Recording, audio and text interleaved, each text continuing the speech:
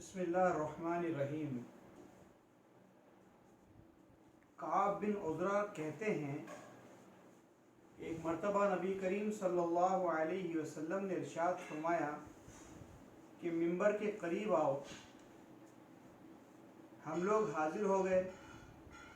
جب حضور اکرم صلی اللہ علیہ وسلم نے منبر کے پہلے درجے پر قدم رکھا تو فرمایا آمین۔ جب دوسرے پر قدم رکھا تو پھر فرمایا آمین۔ جب تیسرے پر قدم رکھا تو پھر فرمایا آمین۔ جب آپ خطبے سے فارغ ہوئے اور نیچے اترے تو ہم لوگوں نے عرض کیا کہ ہم نے آج آپ سے منبر پر چڑھتے ہوئے ایسی بات سنی جو پہلے کبھی نہیں سنی تھی۔ آپ صلی اللہ علیہ وسلم نے ارشاد فرمایا کہ اس وقت جبریل علیہ السلام میرے پاس تشریف لائے، میرے سامنے آئے، اور جب میں نے پہلے درجے پر قدم رکھا تو انہوں نے کہا ہلاک ہو جائے وہ شخص جس نے رمضان المبارک کا مہینہ پایا پھر بھی مغفرت نہ ہوئی۔ میں نے کہا آمین۔ پھر جب دوسرے درجے پر چڑھا تو انہوں نے کہا کہ ہلاک ہو جائے وہ شخص جس کے سامنے آپ صلی اللہ علیہ وسلم کا ذکر مبارک ہو اور وہ درود نہ بھیجے۔ میں نے کہا آمین۔ جب تیسرے درجے پر قدم رکھا تو انہوں نے کہا ہلاک ہو جائے وہ شخص جس کے سامنے اس کے والدین یعنی ماں باپ یا ان میں سے کوئی ایک بڑھاپے کو پاوے اور وہ ان کو جنت میں داخل نہ کرائے۔ میں نے کہا آمین۔ فائدہ: اس حدیث شریف میں حضرت جبریل علیہ السلام نے 3 بددعائیں دی اور حضور اکرم صلی اللہ علیہ وسلم نے ان تینوں پر آمین فرمائی۔ اول تو حضرت جبریل علیہ السلام جیسے مقرب فرشتے کی بددعا ہی کیا کم تھی، پھر حضور اکرم صلی اللہ علیہ وسلم کی آمین نے تو جتنی سخت بددعا بنا دی وہ ظاہر ہے۔ اللہ تعالیٰ ہی اپنے فضل سے ہم لوگوں کو ان تینوں سے بچنے کی توفیق عطا فرمائے اور ان برائیوں سے محفوظ رکھے، ورنہ ہلاکت میں کیا تردد ہے۔ در منصور کی بعض روایت سے معلوم ہوتا ہے کہ خود حضرت جبریل علیہ السلام نے حضور صلی اللہ علیہ وسلم سے کہا کہ آمین کہو، تو حضور صلی اللہ علیہ وسلم نے آمین فرمائی، جس سے اور بھی زیادہ اہتمام معلوم ہوتا ہے۔ اول، وہ شخص جس پر رمضان المبارک گزر گیا اور اس کی بخشش نہ ہوئی، یعنی رمضان المبارک جیسا خیر و برکت کا زمانہ بھی غفلت اور معاصی میں گزر جائے، پھر رمضان المبارک میں مغفرت اور اللہ جل شانہ کی رحمتوں کی بارش اس طرح برستی ہے جس طرح اللہ تعالی شانہ کی رحمت کی بارش اس طرح برستی ہے، پر جس شخص پر رمضان المبارک کا مہینہ بھی اسی طرح گزر جائے کہ اس کی بدعمالیوں اور کوتاہیوں کی وجہ سے وہ مغفرت سے محروم رہے، تو اس کی مغفرت کے لیے اور کون سا وقت ہوگا، اور اسی حالت میں اس کے ہلاکت میں کیا تحمل ہے۔ اور مغفرت کی صورت یہ ہے کہ رمضان المبارک کے جو کام ہے یعنی روزہ و تراویح ان کو نہایت ہی اہتمام سے ادا کرنے کے بعد ہر وقت کثرت سے اپنے گناہوں پر توبہ و استغفار کرے۔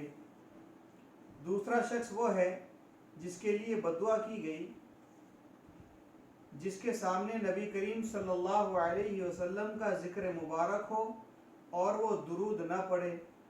اور بھی بہت سی روایت سے معلوم ہوا ہے اور وارد ہوا ہے۔ اسی وجہ سے بعض علماء کے نزدیک جب بھی نبی کریم صلی اللہ علیہ وسلم کا ذکر مبارک ہو، سننے والوں پر درود شریف پڑھنا واجب ہے۔ حدیث بالا میں علاوہ اور بھی بہت سی وعیدیں اس شخص کے بارے میں وارد ہوئی ہیں جس کے سامنے حضور صلی اللہ علیہ وسلم کا تذکرہ ہو اور وہ درود نہ بھیجے۔ بعض احادیث میں اس کو شقی اور بخیل تر لوگوں میں شمار کیا گیا، نیز جانفکار اور جنت کا راستہ بھولنے والا، حتیٰ کہ جہنم میں داخل ہونے والا اور بددین تک فرمایا۔ یہ بھی وارد ہوا ہے کہ وہ نبی کریم صلی اللہ علیہ وسلم کا چہرہ انور نہ دیکھے گا۔ محققین علماء نے ایسی روایت کی تعویل فرمائی ہے، مگر اس میں کون انکار کر سکتا ہے کہ درود پاک، درود شریف نہ پڑھنے والے کے لیے آپ کے ظاہری ارشادات اس قدر سخت ہے کہ ان کا تحمل دشوار ہے، اور کیوں نہ ہو کہ آپ کے احسانات امت پر اس سے کہیں زیادہ ہے کہ تحریر و تقریر ان کا احاطہ کر نہ سکے گی۔ اس کے علاوہ کہ آپ کے حقوق امت پر اس قدر زیادہ ہے کہ ان کو دیکھتے ہوئے درود شریف نہ پڑھنے والے کے حق میں ہر وعید اور تنبیہ بجا ہے، موضوع معلوم ہوتی ہے۔ خود درود شریف کے فضائل اس قدر آئے ہیں کہ ان سے محرومی مستقل بد نصیبی ہے۔ اس سے بڑھ کر کیا فضیلت ہوگی کہ جو شخص نبی کریم صلی اللہ علیہ وسلم پر ایک مرتبہ درود بھیجے، حق تعالی شانہ اس پر 10 مرتبہ رحمت بھیجتے ہیں۔ نیز ملائکہ کا ان کے لیے دعا کرنا اور درود پاک کی وجہ سے گناہوں کا معاف ہونا، درجات کا بلند ہونا، احد پہاڑ کے برابر ثواب کا ملنا، شفاعت کا ان کے لیے واجب ہونا وغیرہ وغیرہ امور مزید بڑا ہے۔ نیز اللہ تعالی شانہ کی رضا، اس کی رحمت، اس کے غصے سے امن، قیامت کے ہول سے نجات، مرنے سے قبل جنت میں اپنے ٹھکانہ دیکھنا وغیرہ وغیرہ بہت سے وعدے درود شریف کی خاص مقدار پر مقرر فرمائے گئے ہیں۔ ان سب کے علاوہ درود شریف سے تنگی معیشت اور فقر دور ہوتا ہے، اللہ تعالیٰ اور اس کے رسول کے دربار میں تقرب نصیب ہوتا ہے، دشمنوں پر مدد ہوتی ہے، اور قلب کی نفاق اور زن سے صفائی ہوتی ہے، لوگوں کو اس سے محبت ہوتی ہے، اور بہت سی بشارتیں ہیں جو درود پاک کی کثرت پر احادیث میں وارد ہوئی ہے۔ فقہاء نے اس کی تشریح کی ہے۔ ایک مرتبہ عمر بھر میں درود شریف کا پڑھنا عملاً فرض ہے، اور اس پر علماء مذہب کا اتفاق ہے۔ البتہ اس میں اختلاف ہے کہ جب نبی کریم صلی اللہ علیہ وسلم کا ذکر مبارک ہو، ہر مرتبہ درود شریف کا پڑھنا واجب ہے یا نہیں۔ بعض علماء کے نزدیک ہر مرتبہ درود شریف پڑھنا واجب ہے، اور دوسرے بعض کے نزدیک مستحب ہے۔ تیسرا، وہ شخص جس کے بوڑھے ماں باپ یا دونوں میں سے ایک موجود ہو اور وہ ان کی اس قدر خدمت نہ کرے کہ جس کی وجہ سے جنت کا مستحق ہو جائے۔ والدین کے حقوق بھی احادیث میں بہت تاکید آئی ہے۔ علماء نے ان کے حقوق میں لکھا ہے کہ مباح امور میں ان کی اطاعت ضروری ہے۔ نیز یہ بھی لکھا ہے کہ ان کی بے ادبی نہ کریں، یعنی ماں باپ کی بے ادبی نہ کریں، اور ماں باپ کے ساتھ تکبر سے پیش نہ آئے، اگرچہ وہ مشرک ہو۔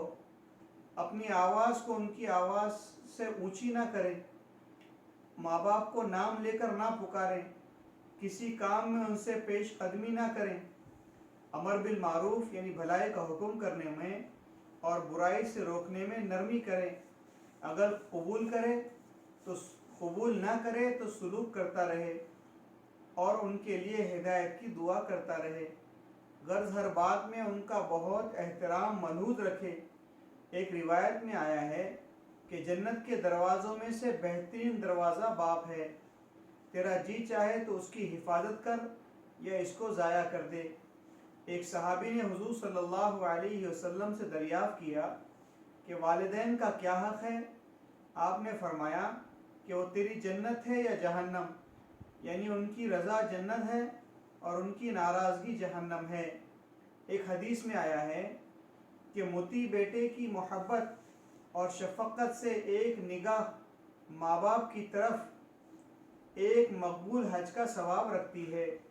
ایک حدیث میں ارشاد ہے کہ شرک کے سوا تمام گناہوں کو جس قدر دل چاہے اللہ تعالیٰ معاف فرما دیتے ہیں، مگر ماں باپ کی نافرمانی کا مرنے سے قبل دنیا ہی میں وبال پہنچتا ہے۔ ایک صحابی نے عرض کیا کہ میں جہاد میں جانا کا ارادہ کرتا ہوں۔ حضور صلی اللہ علیہ وسلم نے فرمایا کہ تیری ماں بھی زندہ ہے؟ انہوں نے عرض کیا کہ ہے۔ حضور صلی اللہ علیہ وسلم نے فرمایا کہ ان کی خدمت کر، ان کے قدموں کے نیچے تیرے لیے جنت ہے۔ ایک حدیث میں آیا ہے کہ اللہ تعالیٰ کی رضا باپ کی رضا میں ہے اور اللہ تعالیٰ کی ناراضگی باپ کی ناراضگی میں ہے۔ اور بھی بہت سی روایت میں ان کا اہتمام اور فضل وارد ہوا ہے۔ جو لوگ کسی غفلت سے اس میں کوتاہی کر چکے ہیں اور اب ان کے ماں باپ موجود نہیں ہیں تو شریعت مطہرہ میں ان کی تلافی بھی موجود ہے۔ ایک حدیث میں ارشاد ہے کہ جس کے والدین اس حالت میں مر گئے ہو کہ وہ ان کی نافرمانی کرتا ہو تو ان کے لیے کثرت سے دعا اور استغفار کرنے سے مطیع شمار ہوگا، یعنی اطاعت گزار شمار ہو جاتا ہے۔ ایک دوسری حدیث میں وارد ہے کہ بہترین بھلائی باپ کے بعد اس کے ملنے والوں سے حسن سلوک کا کرنا ہے۔ اللہ تعالیٰ ہم سب کو عمل کرنے کی توفیق عطا فرمائے۔